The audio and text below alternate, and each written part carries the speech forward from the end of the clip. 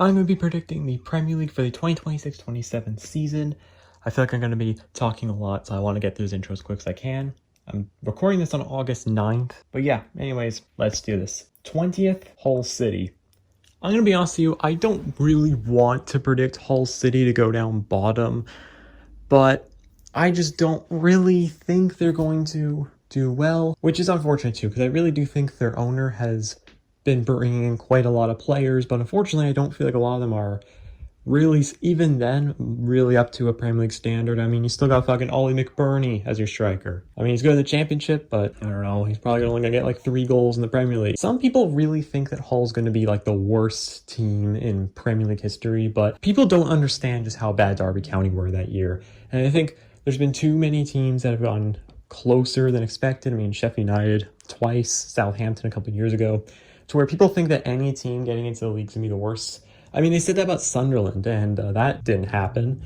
Like, do you really not understand what it's like to only get 11 points in the Premier League? Like, essentially, to even beat Derby County's record, you essentially can't win a game in the Premier League season. Not winning a game in 38 is literally unheard of. So I think Hull City, although they'll be last place, I don't think they're going to be like ridiculously far behind.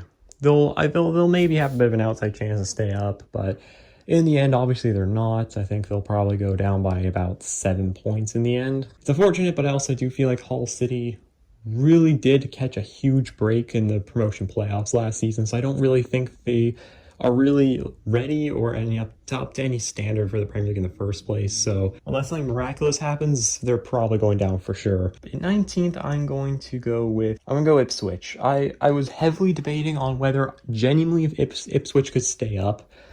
And again, it's another side I wanted to. I'll get to a few sides that I was genuinely debating on relegation as well. The reason why I have Ipswich here is just that, honestly, a big one for me is that Kieran McKenna left. He left for spending time with his family. And, you know, that's all and fine. But when it comes to Ipswich, that's probably the worst case scenario for them. Because I really think Kieran McKenna, with a second chance in the Premier League, with a lot of those similar players, I think he could have kept this team up for sure. Now, I think Gary O'Neill, he obviously isn't a top name. I do think he's a bit overhated when it comes to being a manager, though.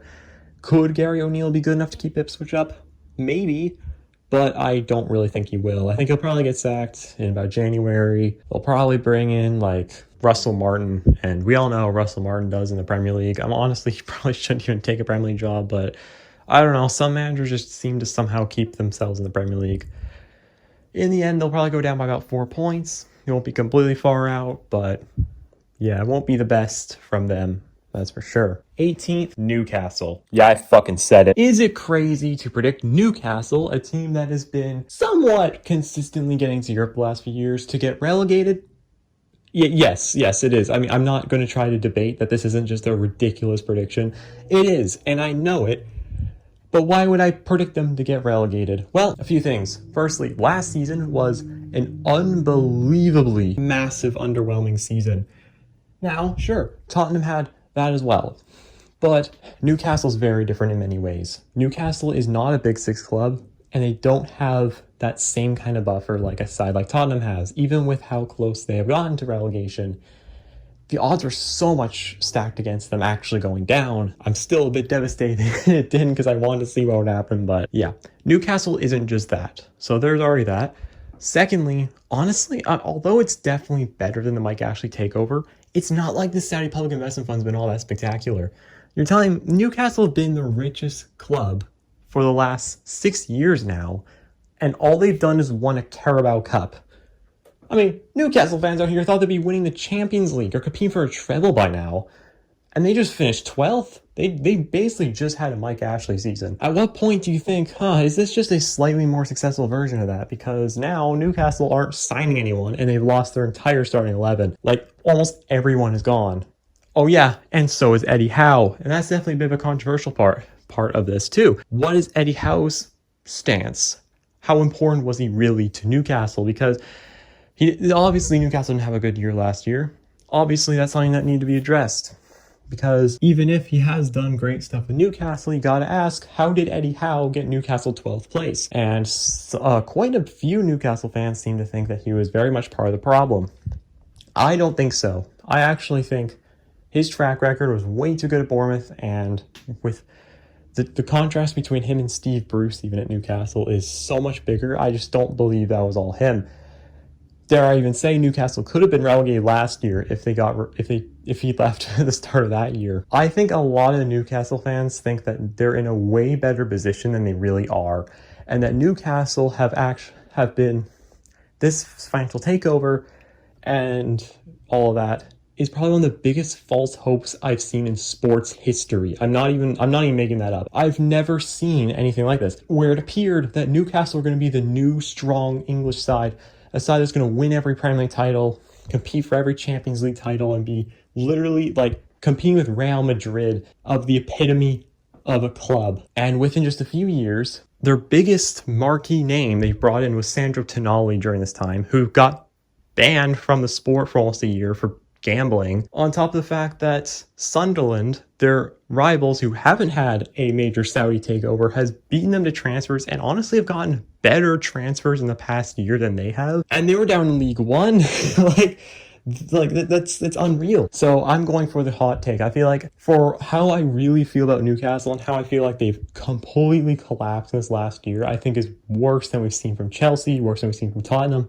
I feel like I really need to commit by saying, yes, they're going to get relegated, because I'd much rather highlight the problems of Newcastle than just ignore them and say, oh, they'll go 6th, they'll go 5th, they're fine, because they're not fine. 17, I'm going to go Sunderland. I know, that's a bit crazy. Staying up by just 1 point over Newcastle, it's going to feel very similar to how it did in 2016 in that sense. But again, am I fucking stupid? Why am I predicting Sunderland now barely stay up? I mean, they just had a great season. Very simple, I think, for this one. Firstly, second season syndrome has been a common thing for a while. In fact, I actually almost had Sunderland getting relegated along with another side's coming, I think, on the next couple in here. Sunderland might get a little too comfortable in the Premier League, which could mess things up for them. But really, I think what the real issue is that Sunderland are in Europe. Yeah, they're in like the Europa League, I think.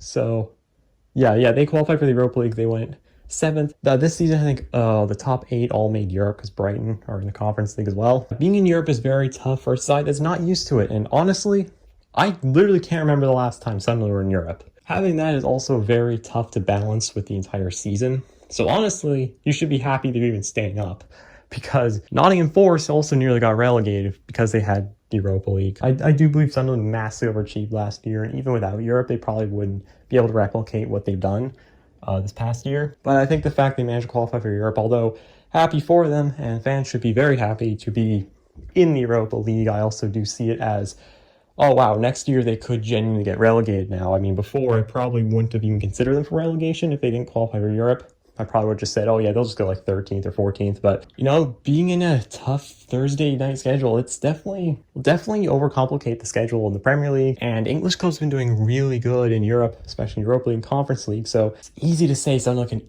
definitely make the semifinals, I think, for sure. Really depends on who they face, but like quarterfinals, semifinals, Sunderland could definitely get that. I think they could get that far. So that could make things a lot tougher for them. In 16th, I'm going to go with Everton. Again, I'm really going pretty harsh. I'm having a lot of sides that have actually done pretty good, much lower. Everton actually had a much better season than I expected last year. So why am I putting them lower than I did the previous year? I only have really staying by 3 points. Pretty simple. Club is getting pretty outdated. Although David Moyes has done quite a lot for Everton, he's getting older, and what's not to believe that he could have a tough season. Not only that, there's been consideration of potentially sack him too. And honestly, I don't know if there's going to be a better replacement for him either. That's the contrary too. Could Everton actually bring in a good manager? I know they've actually historically brought in some pretty high-profile names, but why not get a completely new name that hasn't been at Everton before? Could they actually get a high-profile name anymore? Because they have Frank Lampard, Sean Dyche, and then Moyes. I feel like the pecking order has gotten worse and worse. If Moyes didn't want to come in as Everton manager, I don't know if they would have had as high profile a name as they could have back when they could hire Ancelotti back in 2020. And that's something to consider too. They might have to genuinely look at championship managers. And it's getting to that point where it's like, Everton don't really have the pull anymore, I feel like. So what's not to say that they might have a tough year. Again, in a way, I feel like a little bit like Newcastle, Everton's getting a little too comfortable in the Premier League, thinking that they're not really a worry for relegation, when in reality, they're just one bad move away from being right back into a relegation battle and perhaps actually going down. 15th, Leeds United.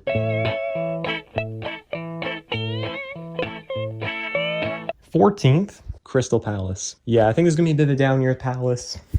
Glasner now being gone, I think will definitely make the team a little bit worse. Yeah, I do feel like Glasner was definitely doing really good with Crystal Palace, but he also does have a tendency to leave clubs pretty prematurely, struggles to last too long. It's similar to Roberto De Zerbi in that way, where they do well and then they don't really stick around. So, yeah. 13th, Tottenham. Yep, I genuinely have Tottenham still quite a bit out of Europe at all. I'll be honest with you, when the season ended, I was like, yeah, nothing's going to change my mind. Tottenham, I'm putting in the relegation zone.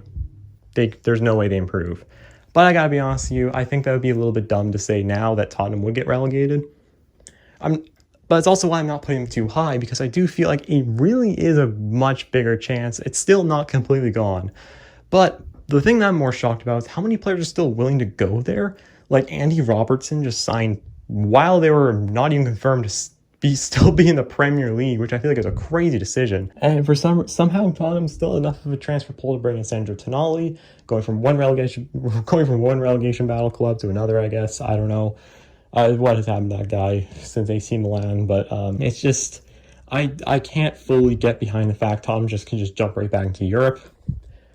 And sure, yeah, the last season they were still in the Champions League. This year they're not going to have Europe at all. So there could be an advantage that way. And that's why I'm putting them 13th and not in the relegation zone. Like, genuinely. And it's like, I don't know. I don't know exactly what's going on at Tottenham to cause these issues. But, like, there's a lot of things to consider that they should be good. Roberto De Zerbi has been proven to be a good manager. I do wonder if he changed a bit of his policy tactically when he came in, knowing that it won't work and Tottenham will get relegated. Perhaps he goes back to his old kind of tactic ways and coaching in a way and training, and I wouldn't be surprised if it falls apart, because the way he acted in the end of last season is not actually a typical.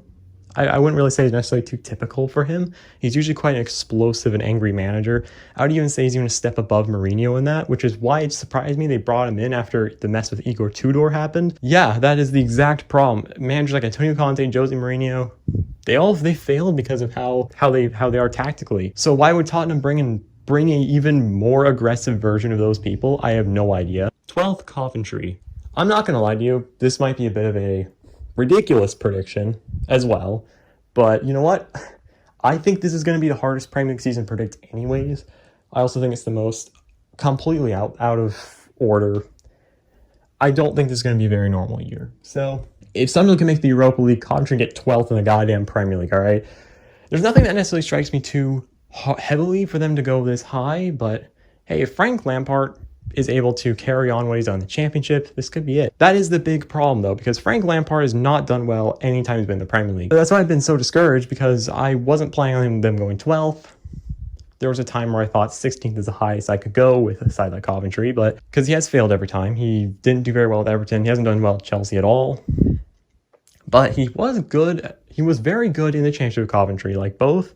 He had a half season, and then this full season where he got promoted. I mean, he was on a killer run. He was an insane run the entire time he's been manager of Coventry. And it heavily reminds me of the time when he was manager of Derby County, when he was doing really good. And now it kind of makes me wonder, if he got promoted under Derby County, how different his manager career could have gone, because maybe he would have been good in the Premier League under Derby County. So this is definitely going to be a huge test. Not only could this finally get Frank Lampard to be considered a good manager if he can get this kind of placement, but momentum-wise, form-wise, this is the best he's ever been. So by all standards, this should be the best managerially we should see under him. The players aren't all too spectacular, but that hasn't stopped teams in the past like Burnley from going 7th. So I think as long as Lampard if he can tactically still bring the best out of these players, Coventry can easily get 12th place, I think. But yeah, hilariously, despite the fact I put Newcastle in relegation and Tottenham in 13th, I very much do feel like this is my boldest prediction of the entire video, which really also shows that how big this could backfire too, because there's nothing that necessarily stands out for Coventry to be this high up the table. And I know that you can't make good predictions without some risks, I guess. So 11th, Fulham. I heavily debated where to put Fulham because I feel like Marco Silva leaving the club is going to be a huge step back for them. And I think in the long run it might be. Maybe this season things can still be okay with Arbeloa as manager, who actually was the previous Real Madrid manager, but I feel like this could be a bit of a mess as well because he didn't really do very good at Real Madrid either. But the least you can say is that he was at Real Madrid, so maybe that will still be good enough. I don't know. In 10th, Brentford. This time last year, I was losing my shit about how they appointed Keith Andrews as manager. And yeah, so now they're in the Europa League. So this time I'm not going to be putting them super low. I think 10th is a good spot. I mean, they're going to be in Europe for the first time I think they've ever been. So I think I am being really generous when I'm saying, yeah, they'll probably be only about 5 points off Europe again.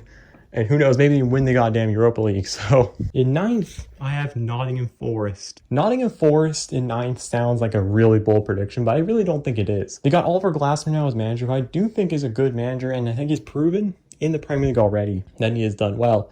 In fact, as a Manchester United fan, if Michael Carrick wasn't actually going to be signed permanently, I actually felt like Oliver Glasner was actually probably one of the best managers to bring in. He literally is a proven trophy winner in the Premier League with Crystal Palace. Like, genuinely felt like he'd be one of the best picks to bring in. So the fact that Nottingham Forest has him, I think is going to be huge. And yeah, as long as Malenko gives him some fucking time and doesn't sack him in like 3 months, then I really do think Forest could set themselves up to return to European football. Hell, maybe win an actual trophy. They might actually be able to win like a European trophy or win like a Carabao Cup, I think for sure, under Glasner. They'll probably only be about a couple points off of Europe, depending on how Europe goes, because European qualification in England has been a little confusing in recent years. For a while, it was a very standard, top 4 go to Champions League, 5th and 6th go to Europa League, and so does 7th. Conference League got added, then 7th became the Conference League spot. But now, the last few years, because, England's been super dominant in European competitions, 8th place sometimes gone this past season, 8th place got Conference League, 7th and 6th got the Europa League, and now it's top 5 for Champions League. Although the top 5 for Champions League, I believe, is going to stick. Whatever happens in the Conference League is a bit more confusing. So just know this, if you're watching this by the end of the season, based on how it happened last season, the 8th place got Conference League, and that may or may not happen. So some of the stuff I may say may be a little inaccurate by this point. In 8th place, Brighton. I believe this will be, them repeating 8th place. I think many people will be like, oh, Brighton will have a lot of European fatigue in the Conference League. And sure, I genuinely think they're going to win the Conference League, since that's been quite the theme in general for your English sides. Brighton don't win it, they're definitely going to the final. I just don't see how they don't. But a lot of people think they probably have some European fatigue, but I actually don't think they will. They've actually had a few seasons now in the Conference League, and I think Fabian Hertzler can probably balance it out, more than his hair apparently, because that's fucking disappeared, hasn't it? Jesus Christ. So yeah, it's just like, I think Brighton will be fine. Depending on how this goes, this could be a second Conference League season, but I mean, if they win the Conference League, then, well, they'll be in the Europa League. So basically what I'm saying is Brighton have a very high chance for Europe again, and considering that I feel like they have done pretty well when it comes to maintaining Europe, I think they've done well when it comes to being European places, so they might be fine. 7th, I'm going with Chelsea. This may be a bit of a nuts one, but I think Chelsea are not going to be quite as good as some people are thinking. There's a couple of signings that have been coming in. I think Xabi Alonso is a good manager. I want to make this clear because it's not going to sound like I think he is. I think I absolutely fucked over at Real Madrid, but I feel like he picked a horrible place to try to get his career back, because Chelsea might be the worst place for him to go. Give 6 months and Todd Bowley's going to be mad about him for something while being around probably 5th in the league. He'll get sacked and he'll bring in some absolute fucking waste of time. Like, I don't know, maybe he would be someone that would probably find out about Rafa Benitez's CV and bring him in, only for it to be a disaster because he's literally nowhere near what he used to be. Chelsea aren't even in Europe this year. They went 10th. So this should be a much better year for them, but I don't think it's going to be much of an improvement. Also, the world's most ass player, Mikhail Mudryk, is threatened to start playing football again as his doping ban, which just disappeared. I don't know. It's really insane. Usually doping bans are pretty straightforward and clear on what's happening, like what the ban is. They never gave an explicit reason. He got banned for some kind of substance. It was going to be for 4 years, and then a few months later, like, oh no, it's done now. Like, what did he fucking take drugs or not? So I kind of think he probably did. Maybe unknowingly did it, but yeah. But don't you worry, Mudryk fans. I think Mikhail Mudryk will score twice in the FA Cup third round against Brackley Town. Yeah, you're fucking welcome. In 6th, Liverpool. Maybe a little bit harsh, but I think after last season's pretty big disaster. Adoni Iriola coming in is also going to be a huge test for him. He was at Bournemouth, but he hasn't been on a big club, and I think he's going to need some time before he really gets things sorted out. There's also been a few players that still haven't been replaced. I don't even think Salah's been properly replaced. There's also some positions that are pretty old. I mean, they're still not properly addressing the issue in goal. I feel like Alisson's getting a bit older. And at least from what I'm seeing, Rashford Dolly, it's not been quite as good as they've been hoping in training. And with all of that, I think, yeah, what really made Slot so painful is that, I mean, he didn't really have a great assortment of players, but he did win the league. But you can tell his tactics were bad when going into the second season. Iriola's going to be different. I think he's going to look pretty rough in his first season. It's really down to Liverpool's board if they want to give him a second chance afterward. I think maybe they should. Iriola is a younger manager. If you really want him to be a longevity manager for Liverpool, you're going to have to let him have a bad first season, I think. Although it'd be rough to play in the Europa League for Liverpool, I don't think it's the worst thing in the world either. Not the worst case scenario at all. Under different managers, maybe another year under Slot. Who knows if he would have even placed Europe this season. 5th, Bournemouth. Yes, I really think Bournemouth are going to the Champions League. I don't know, for some reason Bournemouth just keep getting better, and I feel like their appointment of Marco Rose is a huge upgrade from Iriola and is really puts in the exact direction they want to be, and that is a Champions League club. 4th, Manchester City. A little bit similarly to Iriola, I think Maresca's going to need a little bit of time before he can really get out there. Man City, I would feel like would be a lot more impatient than Liverpool, considering the fact that Pep Guardiola has given Man City so many great seasons. They may sack him at the end of the year for this. Would it be a little bit harsh for getting 4th in the Premier League? Maybe, especially in his first year, but not much you can really do, can you? 3rd, Arsenal. I think Arsenal are going to have, similarly to what happened with Liverpool when they won the league in 2020, they're going to be way in over their head after winning the league title. They're not going to be prepared to defend it, and they're going to have some really rough results, especially early on. So I think it will definitely cost them a second title, but in the end, they'll probably be off by about 5 points. It won't be that far off. But missing out by 4, I'll say Aston Villa in second. Unai Emery still being in the club and continuing to build on what they have is insane. And I genuinely have debated if they could actually win the fucking title. But yeah, that means there's only one left. And first, I genuinely have Manchester United. As a fan, you're not supposed to... I feel like you're not supposed to put United at the top of the table, and I agree. I feel like I shouldn't be putting it at the top of the table, because that's way too optimistic. It doesn't look real. It doesn't look right. And trust me, I don't think it looks right either. But I just feel like, Arsenal, Man City, I feel like they're just having downgrade years. Chelsea are not going to live up to expectations. Liverpool aren't ready. Other sides like Bournemouth, Brighton, Brentford, they're not good enough for the title. And then saying Villa win the title instead of United just seems even weirder. I don't know. It's just kind of, with all the other sides, I feel like Manchester United's the only one that's like usually in and around the top that I feel like hasn't necessarily downgraded. I wouldn't say they've like majorly upgraded, but they're the only ones that seem to have kept a lot of quality they've had. Lost Casemiro, and I think they've made some pretty good replacements. So I just feel like with everything considered, I mean, Manchester United feels like the only one that's the most intact, and that's kind of why I'm having them as the title winners. And I think part of the reason why I thought I was going to pick Villa for so long was because I just like picking my own team to win the league seems really dumb. Maybe that's just me. So a few other things I want to do is top scorers and whatever, and top assists. So I'm going to be trying to predict that. Top scorer in the league, I think, is going to be Erling Haaland. I mean, no one's going to say that.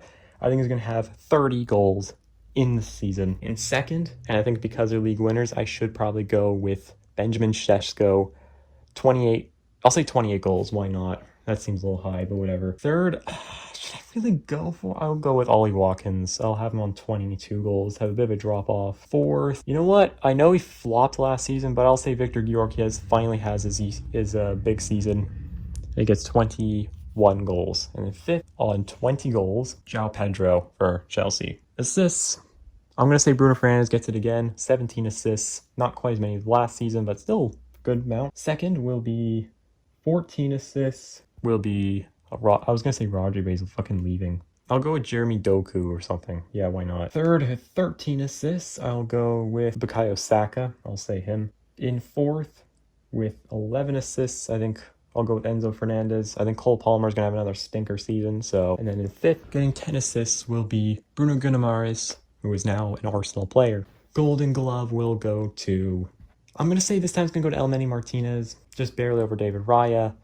And then Senny Lamans will be third for it. And when it comes to manager of the season, I think that considering the fact that he's still pretty recent in the managerial game, even though he did have half season the year before, but getting United to win the league again for the first time post-Ferguson era, I think Michael Carrick has to become manager of the year for it. I think Marco Rose should be second, and third, getting 12th in the league Coventry, I think Frank Lampard. So those are my predictions, my what could be really bad predictions, and I mean, considering the fact that I seem to predict the championship better than the Premier League nowadays, it might just be way worse. So, yeah, if you're seeing this in the future, I bet this is a real funny video, because I know some of these predictions can age super bad. This could easily be my worst age predictions I've done ever. So I hope you enjoyed, because this is, I feel like if I want to really commit to a big predictions, I should really do it this year. And I guess you can say I did really commit this time. Just someone's decided to do yard work now, so I guess it's a good time to end the video. Thanks for watching. Like the video if you enjoyed. Subscribe to our notifications if you want to see more videos like this, and I'll see you guys in the next video. Bye.